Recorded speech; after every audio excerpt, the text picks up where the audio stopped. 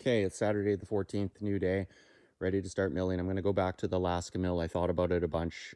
It cuts a little more even, less taper, easier to set up, harder on the back. I'm going to see if I can do this log in place. Yeah, I'll just keep more pictures. Can't explain it. It's probably too complicated. I'll just do it. Okay. I think I'm getting the hang of this. So I just cut my first slab already. So about 9:30, I'm just going to do the second one. I got the mill all set up. I don't have to change anything. I just keep going. See how many I can get done today.